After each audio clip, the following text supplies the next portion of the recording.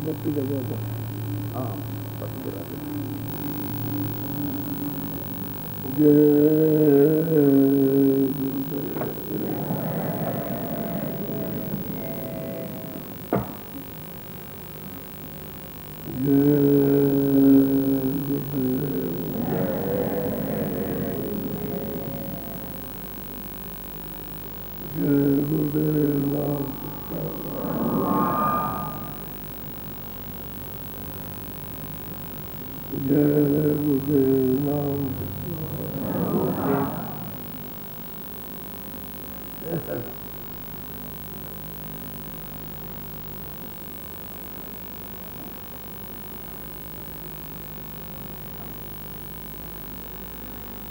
जिन प्रेमियों को नामदान मिल गया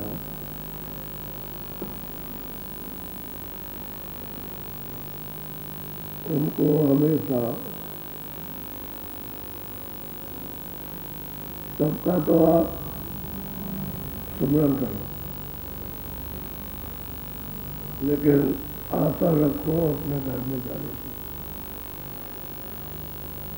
जब सबका चिंतन करोगे तो मददगार रहेंगे, लेकिन आशा घर में जाने मदद सब करेंगे। जब आप सत्पुरुष का ध्यान करोगे, उसका नाम लोगे, तो सब मदद करते हैं। तो बीच में सबकी भी याद, ऐसा नहीं कि उसको छोड़ दिया नीचे याद करने लगे, छोड़ो किसी को मत। सबका सुमरन, सबका चिंतन करो और आशा रखो अपने सीधे देश में जाने की, और सत्पुरुष का आदर्श है ध्यान रखो। तब तो सुमरन आपका सही है। और कभी आपने किसी को याद किया, किसी को नहीं किया, और कोई आशा आपने नहीं रखी, तो फिर बताओ आशा कैसे होगा? आशा के मुताबिक काम अंदरूनी चलता है, और उधर की आशा नहीं है तो फिर साधन बदल भी उसके लिए गड़बड़ी होती है। तभी तो कई लोगों को भजन और ध्यान में मुश्किल पड़ती है, जब आशा नहीं बांधते तो। और फिर ये खंडित सुमरन मत करो, सुमरन करो तो पूरा करो, बीच में छोड़ दिया करो पूरा। फिर मतलब ये है कि किसी को याद छोड़ दिया, पूरा पूरा करो। 10 मिनट तो बताया, 12 मिनट लग जाए, बहुत धीरे धीरे करो, 15 मिनट लग जाए, तुरंत पूरा होना चाहिए। और जब वो नहीं करते हो तो विधि जो बात कहोगी उस पर आप ध्यान नहीं देते हो तो कमजोरी सब तुम्हारी है, इसलिए पूरा ध्यान रखना चाहिए। अब तो स्वामी जी महाराज ने सब शंकाएं परख आपकी दूर करके कहा कि स्वामी हम तो आपके चरणों के दास, और आपने जो चीज दी है वो हमको आज तक कभी नहीं, किसी ने दी नहीं, और हम तो अभी तक अंधेरे में रहे, तो आप सुनिए। फिर उन्होंने पूछा कि ये सब विस्तार किसने किया, तब वो स्वामी महाराज ने अपना बताया। फिर किसी किताब का नहीं, किसी का प्रमाण भी दिया, पर अपना दिया। फिर उन्होंने अपनी बात कही, जो उन्होंने देखा और जो समझा उसको, और जहाँ पहुँचे वो उन्होंने बताया। बोलो। हे स्वामी तुम अगम सुनाई, एक वेद जगत में। कहते कि आपने ये सब अगम, यानी जिसकी कोई गम न हो और जिसकी पहुँच ना हो वो आपको सुनाया, और भेद में और जगत में, और परम कहते हैं किताबों में तो है, वो आपने सुनाया, और ये हमने कभी सुना भी नहीं। और जो आपने दिया किसने दिया भी नहीं। बोलो।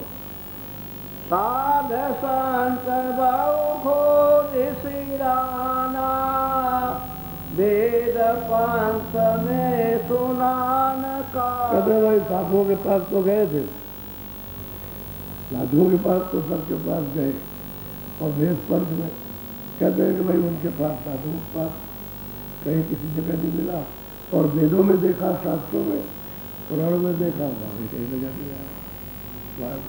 तो वास्तव में वेद में तो है नहीं, वेद में तो ये जगत का धंधा है इंद्रियों का, और उसमें जो लिखा हुआ हो तो आप साधन आप कर नहीं सकते हो, क्योंकि वो तो वेद तो सज्जू के लिखे, उस समय का लिखा हुआ है, तो वो क्रिया हो नहीं सकती। और वह कलयुग यदि त्रेता होता तब तो फिर भी कुछ ना कुछ उससे संबंधित है, लेकिन द्वापर और फिर अब कलयुग लग गया, तो इसमें तो क्रिया हो ही नहीं सकती। इसलिए तो संतों ने इसको निषेध कर दिया, इससे जीव की गति नहीं होगी, कोई जीव अपना छुटकारा नहीं पा सकता, वो जो सज्जू की क्रिया से, यानी जो वेदों में लिखा हुआ उससे नहीं सकता। अब कलयुग का आपको रास्ता चलना, कलयुग का कर्म करना है और कलयुग की साधना करनी है, तो कलयुग के लिए सुलभ रास्ता और सुलभ साधना, उसमें कोई परेशानी नहीं किसी को भी, तभी तो सब लोग कर लेते हैं। अगर परेशानी हो जाए तो कोई करे। ये प्राणायाम, ये साधना और बड़ा कठोर साधन, ये तो किसी तो हो ही नहीं सकते आज तक, क्योंकि सब बीमार है, उससे नहीं बच सकता, तो कुछ नहीं कर सकते। अब तो कलयुग का साधन होना चाहिए जो सुलभ और पाया जाए। तो कहते हैं कि वेद में कर लो, देखा नहीं कहीं नहीं, और जिसके पास है उसने भी नहीं बताया, और वेदों शास्त्रों को बोलो।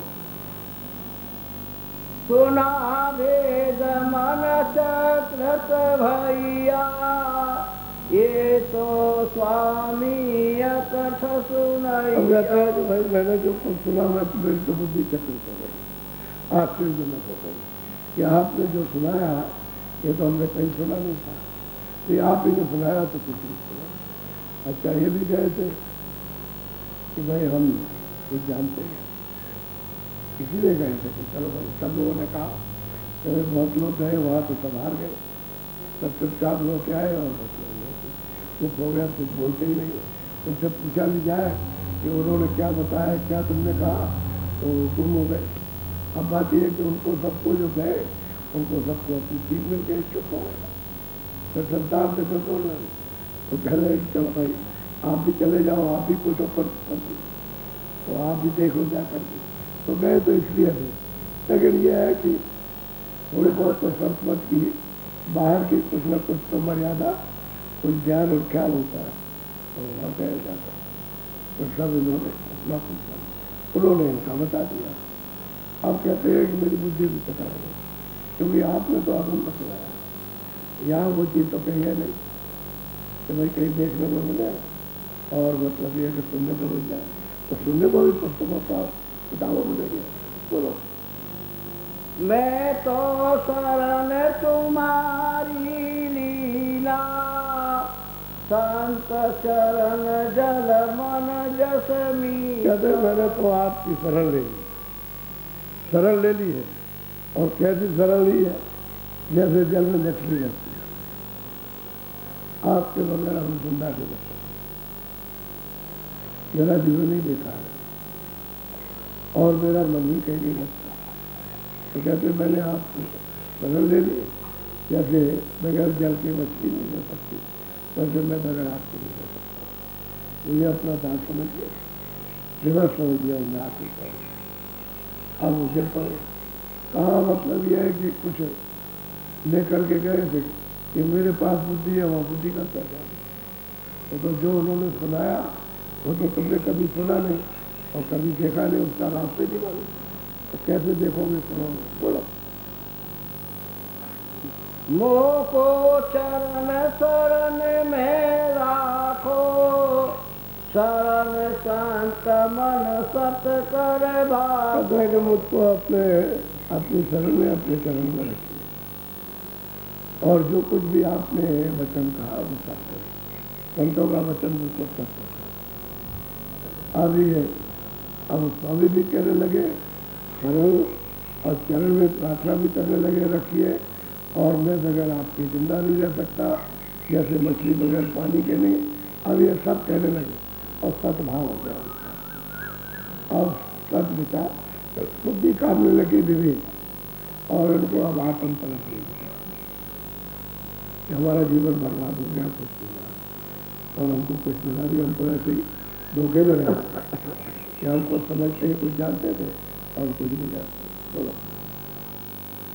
मोको संत चरण की आशा दूजा और नहीं। अब पलक राम कहते हैं गोस्वामी जी महाराज से, क्या मुझे तो आप संत चरण की आशा, आपके चरणों की आशा है, दूसरा कोई आशा नहीं है। क्योंकि वेशभूषा इसीलिए बनाया था कि भाई कुछ अपनी जीवात्मा का कर लेंगे और अपना हो जाएगा तो दूसरे का भी कुछ हो जाए। तो पहले तो अपना काम करो, दूसरों का क्या काम।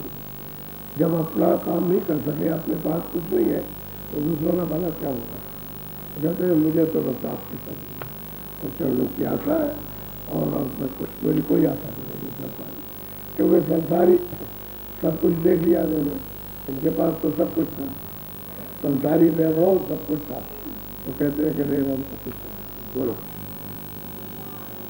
असकई बहे नैन से पानी श्वासा भरे चरण लिपटा। अब कहते हैं कि कहते कहते प्रार्थना करते करते और रोने लगे, पलक राम रोने लगे, आंखों से आंसू से रोने लगे। अब रो, अब दूसरी तो कोई आशा नहीं, अब बस दया की जीत मांग रहे और कहते हमको अपनी शरण में रखिए और हमको कुछ चाहिए। अब यह आप जब मालिक को प्राप्त करना है तो बहुत रोना है, तभी काम बनता है। जितना ही विरह होगी उतने हाथ में आ जाएगा। घाट पर बैठ करके जब विरह होती है तो मालिक उसकी आत्म सूरत की तरफ को बर्दाश्त नहीं कर सकता और दया की वर्षा करती है। हम लोग समझते हैं कि अंधा होगा। अरे भाई, जैसे तुम्हारे आँख है बाहर की और अंदर की आँख बताई जाती है कि तुम में आँख है, तुम में कान है, ऐसे उसमें भी आँख है, उसमें भी कान, क्योंकि वो भी तो देखता है। तुम्हारी आँख पर्दों में है, उनकी आँख में पर्दों, वहाँ कोई पता नहीं, कोई मसाला किसी तरह का नहीं, वहाँ पर कोई मैल नहीं है और आप मैल में बैठे हो, बस अंतर इतना ही है। लेकिन जो आँख आप में हो वो आपको देखता है तो आप भी उसको देख सकते हो। तो तभी जब आँख आपके अंदर है सूरत में, तभी तो उसका साक्षात्कार होता है। और आँख नहीं रहेगी तो ये आँखें तो उसको नहीं देख सकती। तो इतनी रोशनी है कि आँखें जाए तो फौरन अंधी, एक क्षण में अंधी हो जाए। वो तो सूरत है, उस प्रकाश को वही बर्दाश्त कर सकती, चेतन के प्रकाश को। ये जड़ आँखें क्या उसको बर्दाश्त करे। ये तो बाहर की रोशनी नहीं बर्दाश्त होती, जरा सी रोशनी आ जाए तो बस आँख खराब हो जाती है, पर्दा ही खराब हो जाता है। तो अंदर क्या तो तुम्हारे पास हो तो मालिक है, वो देखता है, वो सब कुछ देखता है और आप नहीं देखते हो। आप कहते हो नहीं है और वो कहता है, जो देखता हो कहता है सब जगह बोलो। साधुरीत प्रीत गति भाकी सुरख भये नाम जया। कि भाई साधु की रीत, जो उसकी रीत रवाज है, वो मतलब ये है कि वो स्वामी महाराज ने बना किया कि साधु को कैसा रहना चाहिए, क्या करना चाहिए, कैसा उसका भाव, कैसे विचार हो उसके। तो रीत रवाज साधु की, तो ग्रस्तों का तो अलग है, साधुओं का अलग। और जब साधुओं का ग्रस्तों जैसा हो जाए तो जानता है कि बोलो। बोले वचन दीन गति गाई अब स्थान सब कहते हैं कि अब वो दीनता के साथ तो बोले और कहा कि आज्ञा लीजिए, बतलाओगे। मेरा भी आता है तो उनसे आज्ञा लेकर के आज्ञा लिया, जहाँ उनका स्थान है क्योंकि उनका स्थान था। अब वहाँ तो जहाँ गोस्वामी महाराज रहते थे वहाँ तो खास तो बने नहीं थे कि भाई सबको कह देंगे अच्छा यहाँ रह जाओ। तो अपने अपने स्थान पर रहो, जो जहाँ रहता है, झोपड़ी में रहता है, मकान में रहता है, वहाँ जाओ, सत्संग सुनो और जो बताया जाए उसको करो। और दीनता के साथ दीन हो गए। दिन वही होता है जब वो सब तरह से संतुष्ट हो जाता है, उसकी सब शंकाएँ और सब समाधान उसका हो जाएगा, हो जाएगा। क्या उन्होंने सब शंका दूर कर दिया, पूछेगा। निर्मूल चीज होनी चाहिए, तभी दिन होगा और तभी रोएगा। कभी शरणागति होगा। अब कहते हैं कि मेरी तो दशा यह है कि जैसे पानी के बगैर मछली नहीं हो सकती, मैं आपके बगैर नहीं हो सकता। साफ साफ कहने लगे, मतलब राम ने साफ कहा कि मैं बगैर आपके नहीं रह सकता। तो अब आ गया दीजिए, अब अस्थान को कहने पर आई बोलो। चरण परस पुण्य ज्ञालीना, तुलसी शीस चरण पर तो दीना। कहते हैं कि वो स्वामी के चरणों पर उन्होंने अपना मस्ता रखा और आज्ञा दीजिए।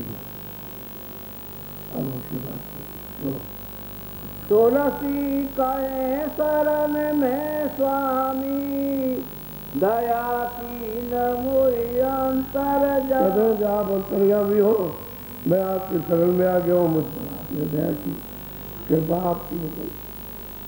मैं तो जानता ही नहीं था कि दया और कृपा कैसे मिलती है, शरण में कैसे आया जाता। सत्संग नहीं सुनता तो ये चीज़ नहीं होती, सत्संग सुनने से होता है। अगर पहला काम सत्संग का, सत्संग में सब प्रकार के सब धीरे धीरे सत्संग जरूर सुनता है। ब्रह्म दूर होते रहेंगे, जब सब संकाओं से हो जाए तब किनारा पकड़ेगा, सब आएगा। और फिर यह है कि परमार्थ सजा उसको सुनता रहेगा तब वो समझा में हमको तो कुछ नहीं मिला, तब आएगा रास्ते पर। तो कहते हैं कि बस कृपा कीजिए, दया सदा आपके संग बोलो। हाँ, असभा की चल की न पयाना, पलक राम पहुँचे आस्थान। कहते हैं कि इस प्रकार से कहते कहते प्रार्थना करते करते पहुँचिए प्रार्थना। अब यहाँ के चले तो अपने स्थान पर पहुँच बोलो। मन में मगन प्रीति भई गारी, सूरत लगी फिरे नहीं बारी। अब वो कहते हैं परशुराम के मन में तो लगन लग गई और गोस्वामी से बहुत गाढ़ा प्रेम हो गया और दरवाजे में बैठ करके कहते हैं तुरंत एक जगह ठहर गई, आँख खुल गई और देखने लगी। तब एक तरफा हो गया ना, संसारी करते क्या है, और एक तरफा हो गया। ये बात बनाने से ऊपर से काम नहीं होता, तो भाव से समर्पण हो जाता है। जब भाव एक तरफा गिरता है तो बाकी सब भाव खत्म हो जाता है। जो खंडित भाव है पड़े तो सब खत्म हो जाते हैं अस्थायी। अब कहते हैं कि भाई तुरंत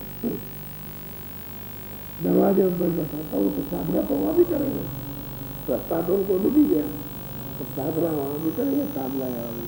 तो कहते हैं कि बस मन में बहुत पसंद है और आप तुरंत जो है दरवाजे पर बैठ करके और आगे चल गई, आगे वो बढ़ने लगी और दिखाई देने लगा, खुली दिखाई देने लगा। भाई वो तो अमूलक चीज़ है, ये चीज़ मिलती कहाँ, आप क्या सारी दुनिया लुटा दीजिए, ऐसे ही धन फेंकते रहिए सड़कों का, कोई जगह खाली मत रखिए, तभी तो नहीं मिलेगा। वो तो महात्मा उत्तर पा है, कृपा से मिलता है और ऐसे ही मिल जाएगा। कोई कहता है कि मैं धन खर्च कर दूंगा, जमीन खर्च कर दूंगा, इससे नहीं मिलता। पैसे और धन और मिट्टी से ये चीज़ मिलने वाली नहीं है, ये चीज़ तो प्रेम से मिलने वाली है। तो उनके पास प्रेम का खजाना प्रेम से मिलती है, प्रेम करो तो प्रेम की चीज़ आपको मिलेगी। और प्रेम आपके पास और पास है नहीं, न तुम दे सकते हो किसी को प्रेम और न किसी को ले सकते हो। और ये जो प्रेम करते हो तो बनावटी, ये तो दगेबाजी का प्रेम, ये प्रेम नहीं है। लेकिन महात्माओं का प्रेम तो शुद्ध खबर है ना, तो अपार सागर है, अब वो अगर मिल जाए तो बहुत प्रसन्न है। और सूरज दरवाजे पर बात करके अब आधार मिल जाए बोलो। पलक राम विधि का कहूँ, सतमत साधु भाई। कहते हैं गोस्वामी जी महाराज भाई पलक राम आए तो थे, लेकिन ये साधु थे। अब उन्होंने सतमत का रास्ता पकड़ लिया। सतमत कहते हैं सच्चा, जो संतों का घर जाने का रास्ता उसको पकड़ा, उसी को सतमत कहते हैं। तो दरवाजे में बैठ के दोनों आंखों पर चल पड़े और सतमत का रास्ता पकड़ लिया। अब गोस्वामी जी कहते हैं जब मैं कहा उसके भाव श्रद्धा को और प्रेम को क्या बताऊँ तुमको, तो साधु तो था ही। अब साधु था और फिर दीनता आ गया, रास्ता पकड़ लिया। चलो मन प्रतिदिन प्रभाव अति प्रभावयति सब साधन के कहते मन उनका अति दीन होता चला गया, इतना दीन होता गया, इतना होता गया तो अपने आप को उन्होंने बिल्कुल कुछ नहीं, मिट्टी हो गए। जैसे मिट्टी होती है उसका कोई आदर नहीं करता और उस तरफ उसका ख्याल नहीं रहता, इसी तरह से मिट्टी तभी कुछ मिलता है। जब तक आप कुछ बने रहोगे तब तक नहीं मिलेगा, तब तक उसमें विकार बनावट में विकार रहते और बस जब निर्गुण हो गया कुछ नहीं उसमें रहेगा तो ठीक हो गया। तो गोस्वामी महाराज कहते हैं भाई क्या सुनते सुनते सुनते सुनते दीन हो गया और जो दीन हो गया उसका दीन क्या क्या करे तो क्या करेगा, उसको रास्ता बता। साधु तो था ही, इसीलिए बनाया था कि भाई कुछ हमको मिले तो ठीक है, अच्छा है। बोलो साध संत ही प्रीति जो उमगत बारोई बार। कहते हैं भाई साध और उनके चरणों की प्रीत, कहते हैं बारंबार उमड़ती है। जैसे मतलब यह है कि तूफान आता, कभी तेज आया, कभी धीरे, कभी तेज, कभी धीरे, ऐसे ही समुद्र की तरह से उबाल उठा लहरों का सत्संग के लिए और प्रेम के लिए। अब ये दशा पलकराम से हो गए, कहाँ पहले क्या पलकराम थे और अब क्या हो गए पलकराम। अब ये साधु थे और नानकपंथी थे, तो भाई महात्मा तो गए हुए बहुत दिन हो गए, वो पहले चले गए। तो जब पहले गए तो पीछे से उस स्थान पर कोई जब महात्मा नहीं रहता, उनकी जगह कोई रहेगा वैसा कमाई वाला, तब तो वो चला लेगा। और जब वहाँ कोई कमाई वाला नहीं रहता रूढ़वादी हो जाते हैं और टेकाती पंथापंथी हो जाते हैं, जिद्दी होते हैं। अगर महात्मा भी आ जाए तो उनकी बात भी नहीं पकड़ पाते। कहते भाई साधु तो था, गया ही था इसलिए उस स्थान पर कि हमको कुछ मिलेगा, लेकिन वहाँ कोई था नहीं मिला था तो यहाँ हुआ है। अब उसमें ऐसा प्रेम हो गया और दीनता हो गई तो मैंने उसको ले दिया साफ साफ साफ। और स्वामी महाराज कहते मैं उसको दिया।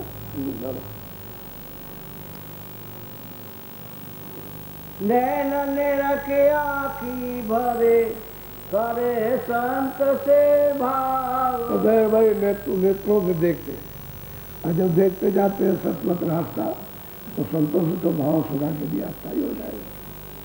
अब अंदर में पकड़ लेंगे फिर कहाँ छूट सकता है। एक तो बाहर की सकल सूरत, वो मतलब ये पंचभौतिक शरीर की, उसको भी देखते हैं और अंदर की भी देखते हैं कि सतमत का रास्ता जो अंदर में पकड़ लिया और सूरज ठहरती है और आगे बढ़ती जाती है तो चरण कमल में नहीं जाएंगे तो गगन में खिलेंगे, जो उधर जाएगा सबको मिलते और वही से रास्ता जाता है। जब तक वो चरण कमल नहीं मिलते तब तक सही रास्ता नहीं मिलता आगे जाने का, और जब मिल गए तो आगे जाने का रास्ता।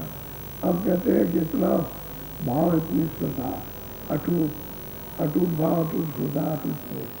अब इस प्रेम को कौन तोड़ सकता, क्योंकि वो तो तुरंत का निर्मल प्रेम है, कोई शारीरिक इंद्रियों का प्रेम तो है नहीं, अब तो तुरंत का प्रेम है। बोलो पलक राम प्रेम मगन संतन शरणाई। और वो पलक राम इतने मगन है जैसे उनको बात साथ मिल गई, इतने खुश, इतने प्रसन्न है। तो कहते हैं भाई तो पलक राम संतों की शरण में आ गए, दीन होकर के गिर गए। अब इतने मगन, इतने प्रसन्न किए, अगोचर चीज जो किसी की दृष्टि में नहीं आ सकती है वो हमको होती है। तो किसने दिए उसको सब और जगह तो मिली भी। कहते हैं भाई सब साधुओं के आ गए, हमको तो कह मिला, किताबें हमने पढ़ी, वहाँ भी कुछ नहीं मिला। यहाँ उन्होंने दी है तभी तो उनकी शरण में हो गए, शरण में हो गए। तो बाहर से तो कह रहे शरीर से शरण में और सूरत से शरण में, अब हो गया। जब अंदर दिखाई देने लगा तो बहुत मगन, बहुत प्रसन्न। अति जान जाना कछु किंकर की नाई। अब वो कहते हैं बहुत किंकर किसी काम के नहीं रहे, तो जानते भी कुछ नहीं थे, अति कुछ नहीं जानते थे, बिल्कुल एकदम से सपाया था। कहते उन्होंने जाना, तो कहते हैं मैं क्या, जब ये अति दीन हो गए तो क्या हो गई, ऐसा है तो उनको दिया गया। बोलो। चरण चिन्ह भाव सुमन संतन श्रुति परम।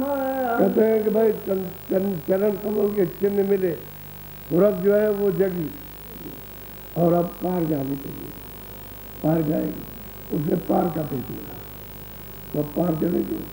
जब चरण कमल मिल जाए तो बहुत खिलेंगे उससे, उनमें अमृत भी है, उसमें प्रेम भी बरसता है, उसमें प्रकाश, उसमें शक्ति भी है। तो इस तरह का जैसे फुहारा मारता, इस तरह सब कुछ उसमें, सब गुण है, कोई गुण बात में बाकी नहीं है, सब चरण कमल और प्रकाश का समूह है, ढेर है प्रकाश का, और वैसी चीज कहीं दिखाई देती नहीं है।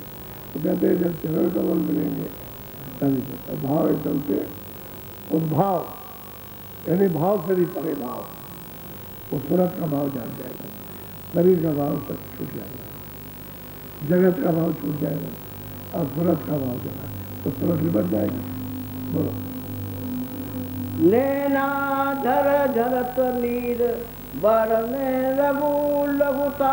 अब वो कहते हैं भाई जब वो देखते हैं तो, और जब भाव आता है तो नेत्रों से पानी गिरता है, रोते हैं, कहते हमने जन्म बर्बाद कर दिया और ये चीज कहीं नहीं होती, और अब कृपा हो दया हमें तो रोते, और जितने रोए उतना चाल बन जाए। तो अंदर की चाल जितना ही विलास होगा उतना ही चाल, उतना ही सुधर स्थिर रास्ता चलेगा, कोई डबाडोल नहीं होगा रास्ते, क्योंकि तो खाने की धार है, खाने की धार है, बिल्कुल तलवार की पहली धार है। तो कहते हैं चढ़ चलो और नहीं डिगले हुए तो देखो, और निश्चल हो जाओ तो उतर जाओ पार। अब ये निश्चल हो गए, अब उनको कोई डुगा नहीं सकता, तो कहते हैं भाव जाओ, अब सूरत का भाव बोला। जोई जोई मुख कहत बेन बानी मृदु पलक गात। अब गोस्वामी जी महाराज ने जो जो कुछ भी कहा मृदु बाणी को, अब उसी तरह की बाणी का प्रयोग होने लगा, क्योंकि अंदर पाने लगे और रो रहे हैं, देख रहे हैं, रो रहे हैं, चल रहे हैं, रो रहे हैं। अब ये सब दृष्टि में आ जाएगा, जितना भी स्वर्ग है, जितना भी वैकुंठ है, और जितना भी ईश्वर का लोक है, ब्रह्मांड है, पार ब्रह्मांड, सब धीरे धीरे सब नजर में आ जाएंगे, सबका पहचान, सारा को पूरा ज्ञान हो जाएगा, सब चीजें दिखाई देंगी, लेकिन दया हो गई। गुणन गिनत संत साथ मन तन हित लाई। अरे भाई गुणों को, संतों के गुणों को अगर लेना है तो उनके साथ तब तो गुण उनका मिल जाएगा, और उनके साथ भी रहोगे तो संतों का गुण नहीं मिल सकता। संतों की रैली और शैली अजीब और गरीब होती है, जब साथ रहोगे तभी, साथ में रहेगा तो उनका वो गुण भी मिलेगा, न यहाँ रहने का मिलेगा न ऊपर जाने का मिलेगा, और साथ रह जाओगे तो सब हो जाएगा। अब बलक राम कहते हैं कि भाई उसको तो गोस्वामी जी कहते हैं कि भाई संतों के साथ रह करके सब हो जाएगा, अंदर भी जा रहा, बाहर भी, अंदर भी बाहर भी। भावन मन भाव लाई चावत बिन चेत साथ। कहते भाई जब भाव होता है और चेत जाता है चित्त से, तभी काम बनता है। तुलसी ये भक्ति भाव चाहत सरनाई। बस कहते हैं भक्ति भाव, फिर क्या होता है, तो जब भाव आ गया तो ये भक्ति भाव जो ये कहे उसका पालन हो, ये भक्ति भाव जो आदेश करे उसी का पालन किया जाए। जब ये भक्ति हो जाती है फिर क्या, फिर तो संतों के गुणों को धीरे धीरे सब ग्रहण कर लेते, सब उतर जाते हैं। जैसे जैसे चढ़ाई होगी वैसे सब उतरते जाएंगे। सूरज की चढ़ाई गगन में, आकाशों में और मंडलों में होगी, वैसे वैसे ये सब गुण उतरते जाएंगे धीरे धीरे धीरे धीरे। तो वो अंदर भी मिलेंगे, बाहर भी, शरीर से भी बाहर और अंदर, सूरज से भी बाहर, अंदर उधर सूरत जाएंगे तो उधर मिलेंगे, इधर शरीर में रहोगे तो उधर मिल जाएंगे, क्योंकि इधर ही मिलना जरूरी है। मैं तो इसी का, इसी शरीर का, इसमें मिल जाना चाहिए। ये मिल जाएगा तो उधर ले जाएगा, ये शरीर से नहीं मिलेगा तो उधर नहीं जा सकता, और वो कुछ बता नहीं सकता। अगर कुछ बताए तो आप डर के मारे भाग जाओगे, इतना खौफ, इतना डर लगेगा। तो ये शरीर मिलना चाहिए जिसमें आप बैठे, पंचभौतिक शरीर, और इसमें बोध कराया जाए, इसमें शिक्षा दी जाए, भौतिक और आध्यात्मिक स्रोतों की शिक्षा और काम की शिक्षा, ये दिया जाए तब तक। और वैसे तो ये महत्व इसी का, महिमा इसी की है, गुणगान इसी के है। अगर ये नहीं मिलता तो रास्ता नहीं मिलता, तो हमको जब रास्ता नहीं मिलता तो हमको आगे का पता नहीं मिलता, तो हम कुछ देखते भी नहीं। लेकिन जब ये शरीर मिल गया तो इसीलिए तो बताया, यही तो सब परिचय कराएगा, इधर का भी परिचय, उधर का भी परिचय। वही अंदर मिलेगा इधर से, तो जैसे वो तुरंत शरीर को छोड़ेगा वैसे महात्मा भी शरीर को छोड़ दे, वो तो पहले ही तो छोड़े रहते, उधर आते जाते रहते। अब वो छोड़ देगा, उधर मिलेगा उसको, शरीर नीचे रह जाएगा। लेकिन महिमा इसी की है, सतगुरु की महिमा इसी शरीर की है। ये जब तक इसमें संत नहीं मिलेंगे पूरे, तब तक कुछ नहीं हो सकता। वहाँ से बैठ के कुछ नहीं होता। अगर उनको बैठ के कुछ मालिक को करना हो तो नहीं कर देते, वहाँ से नहीं हो सकता। वो तो वहाँ से यहाँ देखेंगे, वहाँ से एक सूरत को देखेंगे और वो यहाँ करके काम करेगी, तो इस शरीर में आएगी, ये पंचभौतिक शरीर, और यहाँ से बता के तब ले जाएंगे। तो दया तो यही करते, दया वो कुछ नहीं करते, वो तो दया के तो समुद्र है, वो तो दया के समुद्र के साथ ही जुड़े हुए हैं, उसमें कोई फर्क नहीं है, उसमें और इसमें तो दया हो जाती है। लेकिन वो मालिक कुछ नहीं करेगा, वो कुछ नहीं कर सकते, वो तो संति आग करते, इसलिए महिमा ही नहीं थी। बोलो पलक राम के प्रेम की तुलसी कर तब खान। और वो गोविंद महाराज उसके प्रेम की, भाव की और श्रद्धा की, और महिमा करना है कि देखो उसका प्रेम कैसा चला, कैसी श्रद्धा, उसका भाव किया, और गुणों को कैसे उसने पकड़ा कि संतों गुणों पकड़ लो, और थोड़ा धीरज रख करके अंदर घाट में बैठ के कैसे चली। तो ये उनके गुणों को गोस्वामी महाराज वर्णन कर रहे हैं कि देखो आया था, इसलिए तर्क करता था, तर्क शंका करता था कि ये कैसे, वो कैसे, वो कैसे। उसने उसको तो कभी सत्संग मिला नहीं, वो तो अपने मन से खेल रहा था, पढ़ लिया उसको, ये है, वो है, ऐसा है, वैसा है, बस यही उसने सतलोक समझा, यही उसने ब्रह्मांड समझे, यही सर्व में तुम समझा, वो तो अपने मन से लग रहा था, तो तर्क था। तब वही देखो उसका तर्क खत्म हो गया तो दीन हो गया, और उसकी श्रद्धा आ गई, वो भाव हो गया। अब वो वर्णन करने पड़ेगा। तो देखो साधु था, आया था इसी काम के लिए, लेकिन इसको रास्ता नहीं मिलता, तो इस पर दया नहीं होती, इसलिए कुछ नहीं कर सकता। बोलो बैन बचन मुख से न की तो कहूँ कौन बयान। अगर भाई जो इसको मिल रहा है वो वचन में क्या बता, मुझसे क्या बोलना चाहिए। ये दो मतलब है कि अमूल चीज प्राप्त करना, ऐसे सबको करना चाहिए जब तक है भाव पूरा न हो। अब यहाँ 1 घंटे आए, 10 मिनट सुना, 10 मिनट जब देखते रहे चकाचौंध कि वहाँ जाना, वहाँ जाना, वहाँ जाना, इसी में मन फंसा रहा, तो कुछ सुना, कुछ नहीं सुना, गेट के बाहर निकले से भूल गए। ऐसे थोड़ी कुछ काम होता है। तो चाहो जहाँ की चीज़ जो है उसको चित्र लगा के चलो और उसको समझते जाओ, जो समझाएगा उसको समझो। दुनिया धोखा है, यहाँ सब बैठे हुए सब चले जाएंगे, हम भी चले जाएंगे, आप भी सब चले जाए, कोई नहीं छाया। तो ये छाया नहीं है, अरे ये भी छाया और ये भी छाया, इस शरीर एक छाया, ये मिला जाएगा, गायब हो जाएगा, चला जाएगा, तो सूरत निकाल दी जाएगी, बस इस मिट्टी का हेमा था, मिट्टी मिल जाएगा, और क्या है। ये तो बात इसको नहीं समझोगे और उसी को अपना करते रहोगे, यही है अब ये, तो फिर आपको कुछ नहीं मिलेगा। चित्त से चेतोगे और न बुद्धि से समझोगे, ना आपका भाव बनेगा न श्रद्धा, और न शंका जाएगी। इसी में बंधे रहते दिन भार उसी जाए, रात भर उसी के घूमते खाते। सत्संग सुनाओ तो एक भी बात ध्यान नहीं रहती। उसे पूछा जाएगा कि भाई तुमने आज क्या सुना, बस भूलना नहीं चाहिए। एक एक बात को पकड़ना और उस पर अमल करना, और सब सोचना है उस पर।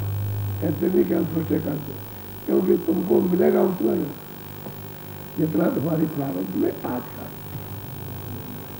आज का उतना मिलेगा। और ज़्यादा प्रयत्न करोगे तो दुखी हो गए, तकलीफ होगी आपको, चिंता होगी, तो तुमने अपना विश्वास खत्म कर दिया। जब अपने पर ही विश्वास नहीं है, जो उसने मृतलोक में प्रारंभ बनाई, जो सामान रखा है भोग के लिए, उसी पर तुमको विश्वास नहीं, तो सब धर्मात्मा पर क्या विश्वास होगा? क्या हो अपने सत्संग में सब चीज़ें विश्वास हमको होता है कि भाई हमारी प्रारंभ है। हम जो घर में खाते पहनते हैं पहनते खाते, तो उसको विश्वास होना चाहिए। अब विश्वास नहीं रहेगा तो इष्ट नहीं रह सकता। और क्या परग्राम का वर्णन करना है। अब जिस तरह की रहनी कहनी उसने, और उसका चाल डाल उसका हो गया, और जिस तरह से उसका भाव जगा, चित्त उसका एकाग्र हो गया, मन बुद्धि उसके एक जगह जमे, और तुरंत का साथ दिया चढ़ाई करने लगे, तब उसका वर्णन करते हैं। देखो वो ऐसा इस तरह का बोलो। हृदय हरक समाई परक राम साधु समझ। हृदय बड़े प्रसन्न थे, क्योंकि तो पूरे महात्मा थे तो सिर्फ, लेकिन पूरे महात्मा तो पहले उनका काम हो गया था, तो बहुत प्रसन्न थे। परक राम की बात को सुन करके वो स्वामी महाराज ने कहा बहुत प्रसन्न हुए। ये नहीं कि किसी की तारीफ सुन करके मुरझा जाए, बहुत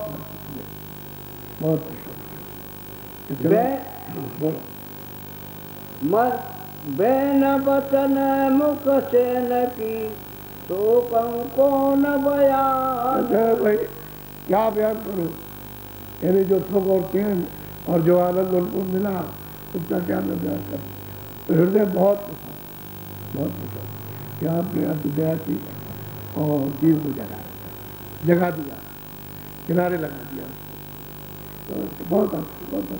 और यही तो वो चाहते थे कि गुरु महाराज की दया अति ज़्यादा लोगों पर हो जाए और ज़्यादा सुख से पार चली जाए। ऐसी सेवकाई अति उत्तम होती है, इससे बढ़ करके और भक्ति नहीं कि गुरु महाराज जीवों पर दया करें। और जो भूले भटके, जो मतलब ये है कि जिनमें चेतना नहीं उनको चेतना देके रास्ते में लगा करके और कृपा कर दे, तो बहुत प्रसन्नता की बात, बहुत रास्ते में चल गए तो बहुत प्रसन्न हुए। हृदय सुन करके बहुत खुश हुए, और हृदय तो सबकी बात सुन करके बहुत खुश होता था कि गुरु महाराज ने बहुत दया कर दी। ऐसे ऐसे लोगों को सुधार दिया जो हृदय को भी लोगों ने मारा, उनको बहुत पीटा, उनका सिर फोड़ दिया, पैर में मतलब ये जूते लगाए, लात मुक्का लगाया, और उनको वो जब वहाँ पहुँचे और दया हुई तो बहुत खुश होते, क्योंकि वो भी तो महात्मा ही थे। जब पूरे हो गए तब इतनी मर्यादा थी कि गुरु के सामने कुछ नहीं कह सकते, महात्मा पूरे थे, उनमें कोई कमी नहीं थी, पूरे पद पर पहुँचा दिया उसको। तो कहते हैं बहुत खुश, बहुत प्रसन्न। अब वो वचन क्या कह सकते हैं, चुप हुकुम हृदय में प्रसन्न।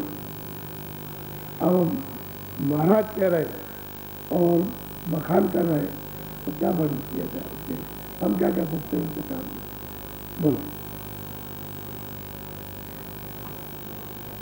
पुण्य हृदय बोलायस बानी काशी में साधु वस जानी। बस कहते हैं भाई साधु अगर काशी में मिले हैं तो ऐसा साधु होगा। ये नानक पंथी थे, काशी में साधु थे। अब ये साधु इसको समझा कि साधु है। काशी में घूमते रहते थे, आना जाना रास्ते से तो होता ही रहता था। तो काशी कितना बड़ा था, एक छोटा सा कस्बा था, हम जब बावन में गए तो हमने जब घूम करके काशी में देखा तो सब बगीचे थे, सेठों साहूकारों की जगह और शहर के अंदर उसके बड़े बड़े बगीचे। भाई बाउंड्री वाल तो बनी हुई है, लेकिन सोचते थे कि मकान होंगे, और उसमें देखा कि बगीचे आम थे। तो काफी तो एक कस्बा था, काफी तो अब बड़ी है। इसलिए वो तो सब मोहल्ले में आते जाते थे, तो कहते भाई साधु तो अच्छी बात यही काफी में मिला, जिसने अपनी तर्क को मिटा करके और महाराज जी से इन्हें इसमें दया दे दी, तो ये प्रसन्न हो गया और वो इस योग बन गया, योगी बन गया वो, क्योंकि दिन हो गया था, ऐसे बिगड़ गया और कहता है उसमें कुछ नहीं है, और हमको छोड़िए नहीं, हमको पता नहीं है, और हम तो आपको। और इन्हें कहते हैं वही साधु तो एक ही बना, अब काम करो। स्वामी साधु बड़े प्रमाणी, संत चरण विनय रन जान। कि भाई अब वो साधु मिल गए तो संतों के चरणों के अतिरिक्त और कुछ नहीं करते। अब ये भाव, अच्छा सबसे बड़ी बात यह है वो चेले भी छोड़ देंगे, कहेंगे कि ये अस्पताल का जो गुरु परग्राम है ये मतलब ये नास्तिक हो गया, छोड़ देंगे। तो दुनिया का प्रभाव जब ज़्यादा होता है भेड़ चाल का तो उधर बहुतायत हो जाती है, और वो मतलब ये कि जो एक आवाज़ लगाई शेर में तो शेर खड़ा रहेगा, भेड़े से भाग जाएगा, जानवर से भाग जाएगा, वो अकेला खड़ा है। तो मैं तो ये कि महात्मा जब कभी आएगा तो भेड़ चाल है, तब भाग जाएगा, एकदम से भगदड़ बच जाएगी, भाग जाएगा तो साधु असल में बात ये एक ही मिला जिसने सब चरण पकड़ दिया और छोड़ नहीं सकता। बोलो। काशी में देखे यह साधु, काशी और की चपुन का। अब वो हृदय कहते हैं कि स्वामी काशी में तो हमने बहुत साधु देखे, हम तो काशी के रहने वाले, काशी में हमने बहुत साधु देखे, वो तो सब कीचड़ में सने हुए, साधु यही निकल के आए, यही निकल आए, बाकी तो स्थान तो बहुत साधुओं के थे, सब कीचड़ में सकते अंधकार में, और मतलब ये है कि अकर्म में फंसे सबके सब साधु ही निकला। बोलो बात करो। इस विधि से किस विधि से सबको समझा कर वो स्वामी जी रास्ते पर ले आए। ऐसा नहीं है कि वो अकेले आए, वो और भी तो सुन रहे हैं। इसलिए प्रश्न का उत्तर तो एक तो सबको लाभ हो रहा, समझाया भी जा रहा तो सबके लिए है, किसी एक को नहीं समझाया जा रहा, लेकिन नाम लिया एक का, अब एक का नाम लिया और लोगों की समझ में आ रहा है।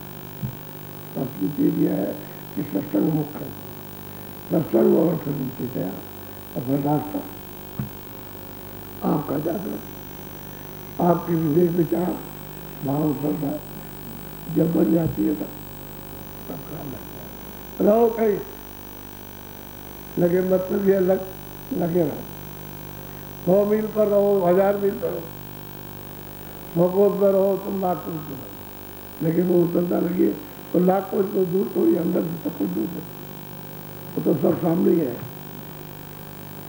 जब ऊपर में जाओ जहाज पर तो ऊपर की चीजें बहुत दूर की सब सामने दिखाई देती है।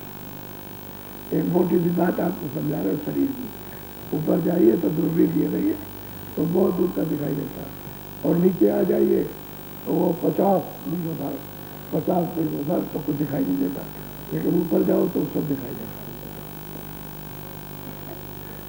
सैकड़ों मीलों का दिखाई देता है कि नदी बह रही, लेकिन यहाँ से कितना दूर है, सैकड़ों मील वो दिखाई। अब 1 करोड़ों मील ऊपर चले जाओ तो नीचे तो इतना हो जाएगा, इतना सा तो सब वहाँ से दिखाई देगा। तो ये सारी सृष्टि इतनी सी ऐसे है, ऊपर जाने पर है, और यहाँ आने पर मालूम होता है तो बहुत बड़ी है, जितने ऊपर जाओ उतने छोटे। और फिर अंत में संतों ने कहा यह तो बिल्कुल एक बूंद से भी छोटी है, बूंद तो फिर भी बूंद है, कहते हैं उससे भी छोटी है ये मृतलोक जो सारा संसार है, ऊपर जाने पर इतना छोटा। तो जब छोटा हो जाएगा तो सामने दिखाई देगा, और दूर तो दिखाई देगा नहीं। और कोई वहाँ है, कोई वहाँ, तो सामने तो नहीं जाना था, सामने में जाना था। इसी तरह से ऊपर जाने से पता चलता है कि ये स्वर्ग वैकुंठ कितने छोटे, ये व्यक्ति कितना छोटा। फिर ब्रह्मांड, जो यहाँ पे ब्रह्मांड, बड़े बड़े ब्रह्मांड बताए जाते हैं, ऊपर जाने पर बिल्कुल छोटे। ये बात जरूर है कि यहाँ से कुछ थोड़े बड़े, यहाँ से कुछ थोड़ा सा बड़ा स्वर्ग है, यानी ऊपर देखने के लिए, और उससे बड़ा मतलब ये ईश्वर का लोग, लेकिन वैसे बिल्कुल छोटा। यार वैसे तो बहुत बड़ा, वैसे तो बेशुमार है, उसका पारावार नहीं, लेकिन ऊपर जाने से छोटा होगा। अब कितनी बड़ी सृष्टि है, इसलिए सब बात पर ऊपर जाते हैं तो समाज होता है। सत्संग सुनो, जरूरी है, जो भी होने जा रहा उसको आप सुनो, और अपना अपना चित्त लगाओ, भाव बना लो, रास्ता मिल जाएगा आपको। तो जैसे आपकी भाव श्रद्धा बनी, भाव बना, श्रद्धा आई, चित्त जगा, बुद्धि में थोड़ा बहुत विचार बना, और अपने में रास्ता चल पड़ो, चलना है अपने, मदद आपको मिल जाएगी। घाट पर बैठ के तुम बैठते हो, और घाट पर नहीं बैठते हो, मन को, बुद्धि चित्त को भगाए रहते हो इंद्रियों के घाट पर, और सफर कर रहे हो तुम संसार नाशवान चीज की, तो फिर दया नहीं मानी, परख नहीं आती। अगर दया आए भी तो उसकी परख पहचान नहीं होती। लेकिन जब दीन हो जाओगे, शरणागति हो जाओगे, और फिर ऐसा प्रेम हो जाएगा जैसे जल मछली का, तो घाट पर बैठ जाओ, तो घाट पर दही हो जाएगा, फिर तुम्हारा मन उत्पात नहीं करेगा इंद्रियों के घाट पर, तो बड़ा उत्पात करता है।